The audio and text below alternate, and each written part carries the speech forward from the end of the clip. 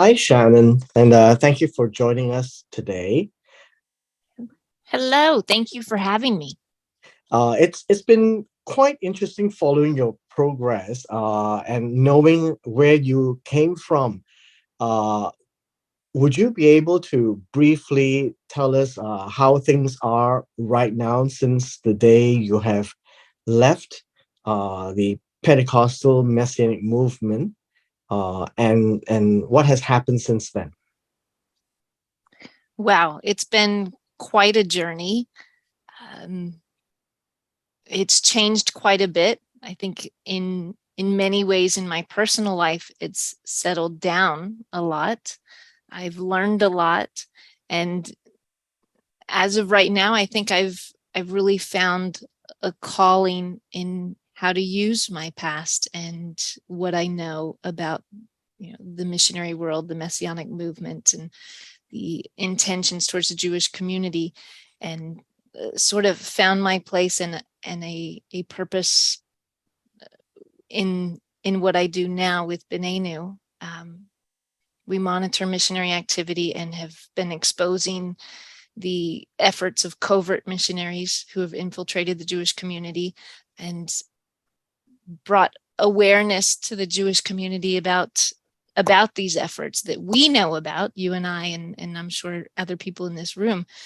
But it's not common knowledge to the Jewish people because they're not sitting in the churches, they're not watching Christian television to see what we know. Um, and the face that missionaries present to the Jewish people is very different from the face that they show amongst themselves. And the wording that they use among Jewish people is very different from the wording that they use among themselves. And there's language like words like restoration and bringing the kingdom. Those are nice words that Jewish people don't know much about, but as Christians, they're very well aware of what that means, and bringing about the second coming of Jesus is very much a focus that Jewish people just have no idea about. So being able to explain to the Jewish people what they mean when they say these things is important, and it's been really shaking up the Jewish world and bringing awareness and uh, in, I believe, protecting them in a big way. That has been most admirable. The things that really caught our attention was that the from the day that you made that decision to depart from the Christian faith, how has that impacted your relationships with your friends and your family, particularly your dad? Um, it was devastating at first. I'm sure, as you know, in the Christian world, that really becomes all encompassing. It becomes it's your social environment, it's your support system, it's your family, it's your friends, it's everything you do, and it's central to your life, your belief, and what you surround yourself with. Um, and when you leave that, you don't have a support system, you don't have a family, you don't have friends, because uh, it's very black and white in Christianity. If you reject Jesus, you're going to hell. And there are New Testament verses that say they can't have anything to do with you, being unequally yoked with an unbeliever, and not allowing somebody that rejects Jesus into your home or allowing them to sit at your table. One who rejects Christ is the Antichrist. And to be called the Antichrist and told you're going to hell is pretty hurtful. Um, and everybody turns on you. My family, I was terrified to tell them. I've always been raised to be very respectful of my parents, and I always will be. And I didn't want to hurt them. So while I was going through this learning process and had already rejected Jesus completely, when they would come over, I spent a lot of time cleaning anything up that might look Jewish. I would turn the books backward if there was anything Jewish or Hebrew on it. And I was very much hiding it from them, scared that they would find out. And my father is the one who initially discovered it, and he came to my house at a time that I didn't know he was coming, and he found all of my study materials on the table. And when I came home, he was waiting for me, and he told me that he looked at what I was looking at. It was a lot of Rabbi Singer's stuff. It was various translations of the Bible that I had out and my notes. And he said he saw what I was looking at, and I was going down a path that he didn't agree with, and that he wanted me to learn with him so that he could help bring me back. And I agreed to that. And I really thought that the amount of material that I was looking at and the questions that I had, that it was going to take a lot of time, and that he would probably take, a week or two to review it all. But he didn't. He started right away. He went into the guest bedroom, and I heard Rabbi Singer's voice in the other room for hours. I couldn't sleep. And through the night until about 3 o'clock in the morning, he was listening, and he came and knocked on my door, and he sat on the edge of my bed, just staring at the wall in this very shocked, devastated state.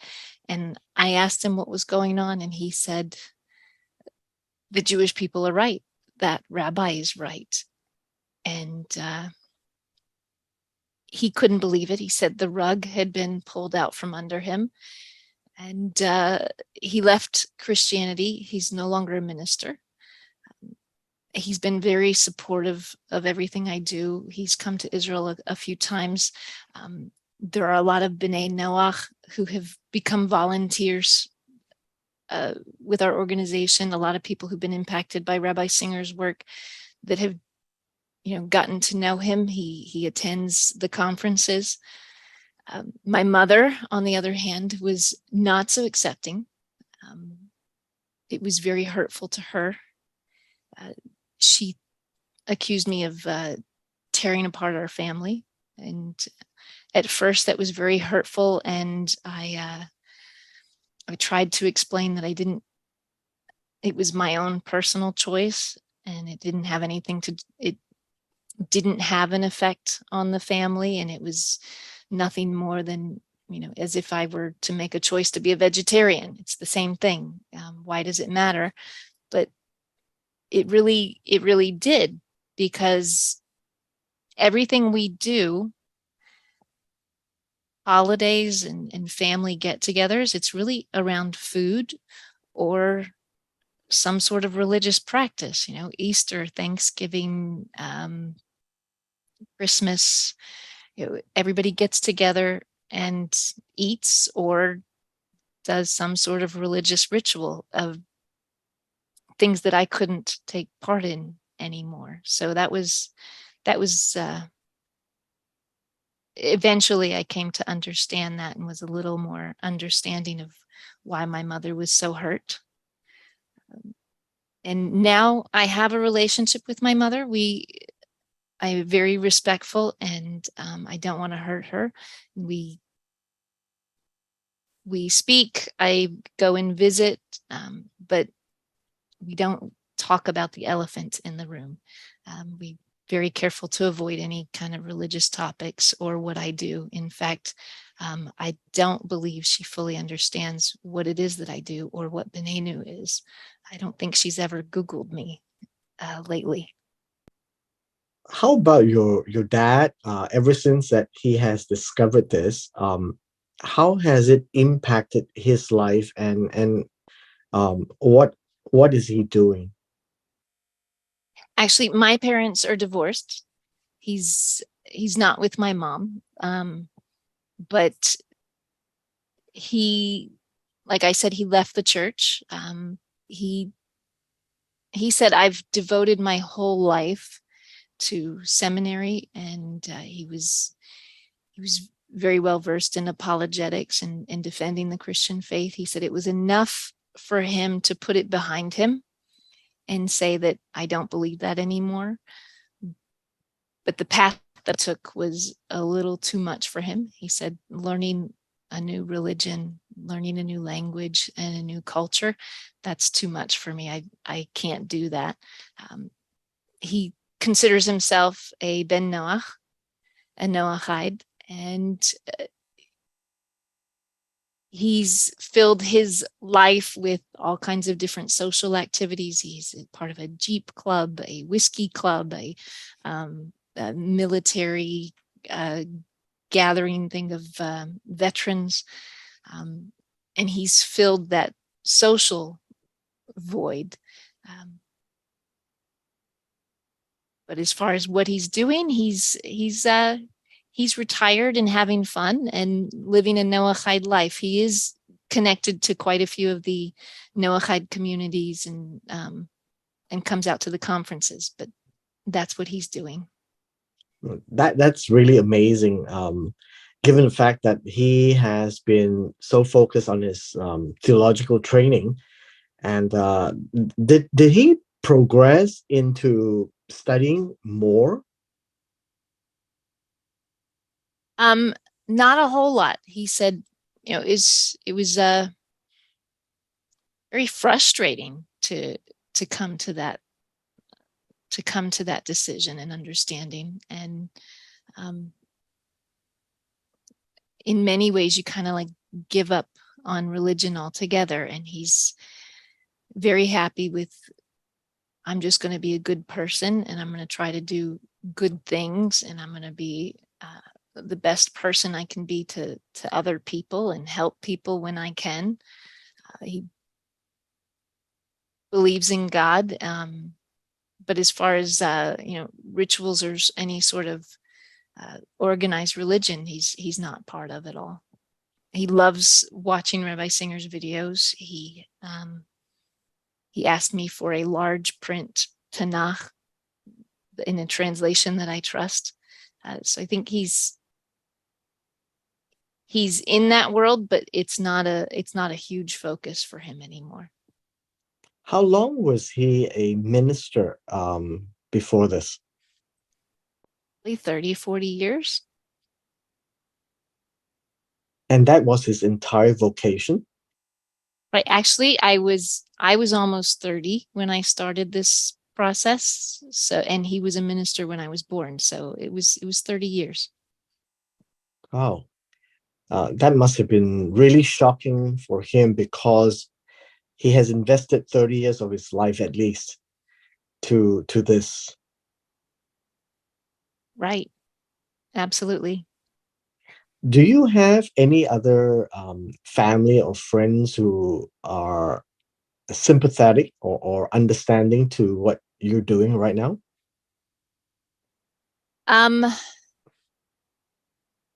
Not sympathetic or understanding, because a lot of my family and friends are still in the church. Some are very, very much against what I'm doing. There's a family that I considered like parents to me. They just don't speak about it and say, let's just not talk about it. And they love me no matter what. But the majority of my Christian friends and family have completely rejected and want nothing to do with us. Did you do your conversion before or after you were married to your husband? While I was going through this, I was a single mother. I was single and had 2 children. And I met my husband at the end of my conversion process. It was a 4-year process.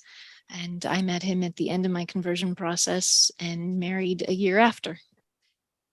How long was it between your rejection of Christianity before you actually started the process of conversion? Um, it was a matter of months before I decided that I didn't want to live the Noahide life, that I needed the community, and I needed my kids to be in a place where they could go to Jewish schools uh, and have that connection. But it was probably between 1 and 2 years before I decided towards Orthodox Judaism. I started going to a conservative Jewish synagogue, which was mostly a social environment, and I didn't fit in so well. And then when it came to observing things, uh, I wanted to keep things. I was learning about kosher and Jewish law. And I think it's because we come from Christianity, which is very black and white. I couldn't do the gray area. If Tanakh says you're supposed to do it, you have to do it. And I decided I wanted to do that. I didn't want to do halfway. Yes, Shannon, did you go through your 4-year conversion journey in Israel or what was in America? I went through the 4-year process in America, but I completed the conversion in Israel. Sometimes you go through a conversion and then you have to go through another conversion, which I did. I went through one in Israel, and then before I made Aliyah, I needed to go through another one, and I did that in America.